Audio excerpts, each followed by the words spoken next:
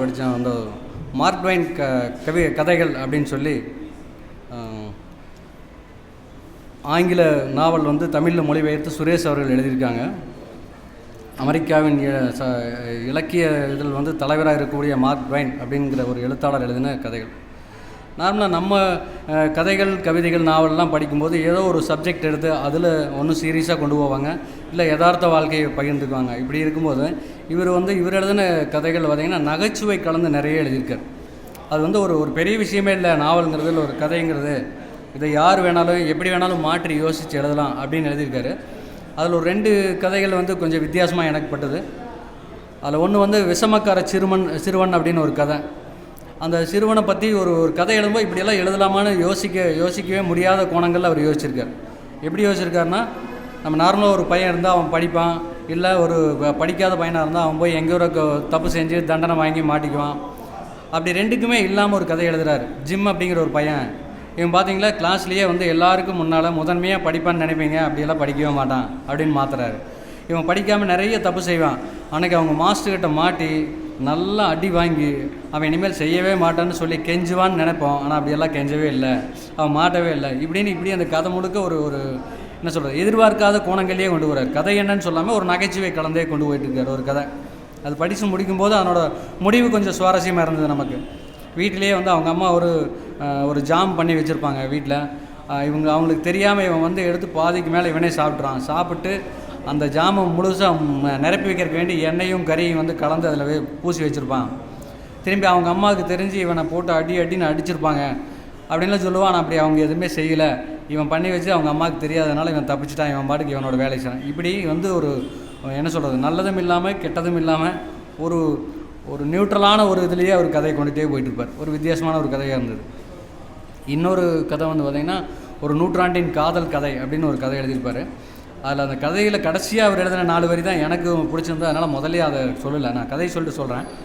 அந்த கதையில் என்னென்னா, ஒரு நாட்டில் ஒரு ராஜா இருக்காங்க, 2 ராஜா அண்ணன் தம்பி இருக்காங்க. அவங்க அப்பா வந்து இறக்கும்போது சொல்கிறாரு, இவங்க 2 பேர்த்துக்கு யாருக்கு பையன் பிறகுதோ அவனுக்கு தான் இந்த நாடு, அவன் வந்து அரியணை ஏறணும். அப்படி இல்லை, பெண் இருந்தால், பெண் வந்து ஒரு தூய்மையானவளாக இருந்தால், அதாவது திருமணமே செய்துக்காமல் அப்படியே இருந்து ஒரு அறவழியில் வாழக்கூடிய பெண்ணாக இருந்தால் அவளுக்கு வந்து இதுன்னு சொல்லி அவர் எழுதி வச்சுருவாராம். அதுக்கு வேண்டி என்ன பண்ணுவார், தம்பி என்ன பண்ணுவார், அண்ணனுக்கு குழந்தை வைக்கையில் முதல்ல பெண் குழந்தை பிறந்துடும்.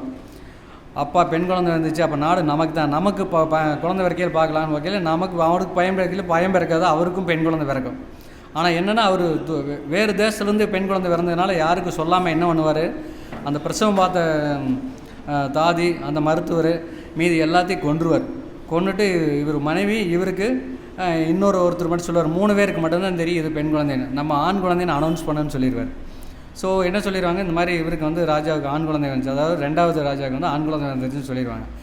அந்த குழந்தையை இவர் வந்து ஆம்பளை பையனாட்டவே வளர்த்துவார். ட்ரெஸ் எல்லாம் வந்து பையனுக்காகவே போட்டு பையனை மாதிரியே கட்டிங் பண்ணி பையனை மாதிரியே வந்து படுத்திகிட்டே இருப்பார். ஒரு குறிப்பிட்ட வயசு வந்ததுக்கப்புறம் அந்த பெண்ணை, என்னை ஏப்பா இப்படி வந்து சித்திரவதை பண்ணுறீங்க, நான் வந்து எப்பவும் போல் ஃப்ரீயாக இருக்கிற கூடாமல் பசங்க கூடவே என்னை பேச வைக்கிறீங்க, பழக வைக்கிறீங்க, இப்படியே இருக்கிறீங்கன்னா, இல்லை நீ நம்ம ராஜ்யத்தை ஆள பிறந்தவன், இதெல்லாம் சொல்லவே கூடாது, நான் சொல்கிறது தான் கேட்கணும், இல்லைன்னா நானே உன்னை சிறைச்சதை பண்ணிடுவேன்னு அவர் மிரட்டுவார். சரின்னு அந்த பொண்ணு வந்து அது பையனாகவே வந்து ஆக்ட் பண்ணும். திரும்பி அந்த அரண்மனையில் இருப்பாங்க தாத்தா எனக்குப்போ, அவங்கள வந்து என்ன ஒரு பொறுப்பு அதிகாரி மாதிரி வச்சுருப்பாங்க. கொஞ்ச நாள் கழித்து இவரை தான் வந்து அதாவது ராஜாவை வந்து முடிசூட போகிறாங்க.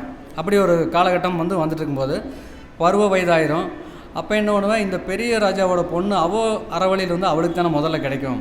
அதனால் இந்த சின்ன ராஜா வேறொரு ஆளை ஏற்பாடு பண்ணி அந்த பொண்ணு கூட போய் பழகி நீ கல்யாணம் பண்ணிக்கோ, அப்புறம் பார்க்கலான்ட்டு அவன் ஒரு ஆளை அனுப்பிச்சுட்டு அந்த பொண்ணு கூட சேர்ந்து அவங்க காதல் பண்ணுவாங்க. அதனால் அவருக்கு நாடு இல்லைன்னு உறுதியாகி போயிடும் இந்த பேச்செல்லாம் அடிபடும்போது. இப்போ இவருக்கு தான் நாடு கொடுக்க போகிறாங்கன்னு சொல்லிட்டு இருக்கும்போது அந்த பழகிட்டு இருந்த பையன் ஓடி போயிடுவான். ஸோ ஓடி போனதே அந்த பொண்ணு ரொம்ப அழுது வேதனைப்பட்டு, இவன் பையன் தானே, நீ என்னை கட்டிக்கிறியா, காதல் பண்ணுறியான்னு கேட்கும். இவன் மனசுக்குள்ள நினச்சிப்பேன், நான் உனக்கு தங்கச்சி ஆகிறேன், நான் எப்படி உன்னை கட்ட முடியும், ஏன்னா என்னை விட பெரியவ சின்னவன், எப்படி பண்ண முடியும் மனசுக்குள்ள நினச்சி சொல்ல மாட்டாங்க. சொன்னால் அது பிரச்சனை ஆகிரும்ட்டு சொல்லாமையே இருப்பான். ஒரு நாள் அந்த பொண்ணுக்கு குழந்தை பிறந்துடும், அது காதல் பண்ண பொண்ணுக்கு கணவன் இல்லைன்னா நான் குழந்தை பிறந்துடும்.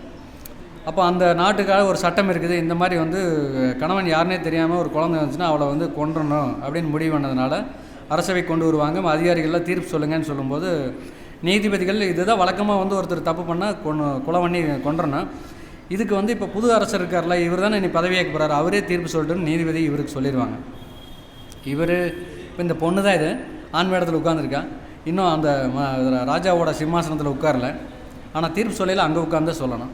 அதுக்கு முன்னால் உட்காரும்போது உண்மை தெரிஞ்சிட்டா இவளுக்கு உயிர் போயிரு, தெரியலினா இப்போ பிரச்சனை, இவ்வளோ நாள் ஏமாத்தினோம்னு இப்போ உயிர் போய் என்ன பண்ணுறதுன்னு யோசிப்பான். அப்புறம் கடைசியில் சரி ராஜான்னு போய் அங்கே உட்காந்துருவோம், அப்படி அந்த சிம்மாசனத்தில் உட்காந்துட்டு தீர்ப்பு சொல்கிறான்ட்டு அவள் திரும்பி இந்த பொண்ணை கேட்பான். எனக்கு ஒரு வாய்ப்பு இருக்குது உன்னை காப்பாற்றுருக்கு, அதனால் நீ உண்மை சொன்னால் உன்னை நான் காப்பாற்றுறேன், உன்னோட கணவன் யார், இல்லை உன்னோட காதலன் யாருன்னு சொல்லு, நான் அவரை தேடி கொண்டாந்து காப்பாற்றுறேன், உன்னோட குடும்பத்தை தப்பிச்சுக்கலாம் நீங்கள் தண்டனையிலேருந்து அவர் சொல்லுவேன். அப்படி அது சொல்லையில் இந்த பொண்ணு கீழே நிற்கிற பொண்ணு யோசிட்டு இந்த சிம்மாசனத்தில் உட்காந்துருக்கிற அவரை தான் கை காட்டுவோம். அப்படி நீங்கள் தான் என் குழந்தைக்கு வந்து தகப்பேன் அப்படின்னு சொல்லி கையை காட்டிடுவோம். அப்படி கதை இங்கே தான் நிறுத்துகிறார் அவர். கதையை நிறுத்திட்டு இதுக்கு மேலே இந்த கதையை நான் எப்படி எழுதுறதுன்னு எனக்கு தெரியல, நான் ஆரம்பத்தில் யோசிக்கும் போது இந்த மாதிரியான ட்விஸ்ட்டில் தான் கொண்டு போகணும், ஆனாலும் ஒரு வழியை கண்டுபிடிச்சி நம்ம வந்து முடிவு சொல்லிடலாம்னு நான் எழுத ஆரம்பித்தேன். இப்படி எழுதி முடியும் போது என்னால் இதுக்கான மாற்று வழி கண்டுபிடிக்க முடியல, படிக்கிற வாசகர்கள் முடிஞ்சால் நீங்களே இதுக்கு ஒரு வழியை கண்டுபிடிச்சிக்கோங்கன்னு அந்த கதையை முடிச்சிருக்காரு. அப்படியான ஒரு கதையை கொண்டாந்து நிறுத்தியிருக்காரு. அதாவது கதை சொல்கிறதுல ஒவ்வொருத்தரும் ஒவ்வொரு விதமாக இருந்தாலுமே ஒரு சிக்கலில் கொண்டாந்து வாசிப்பவனை வந்து சிந்திக்கவும் இல்லை இன்னொருத்தர் முடிவை நீங்களே எடுத்துக்கோங்கன்னு சொன்னார். பெரிய சிக்கலை நம்மகிட்ட கொடுத்து கதையை முடிச்சிருப்பார். ஸோ அது கொஞ்சம் சுவாரஸ்யமாக இருந்து உங்களோட பகிர்ந்துட்டேன். நன்றி, வணக்கம்.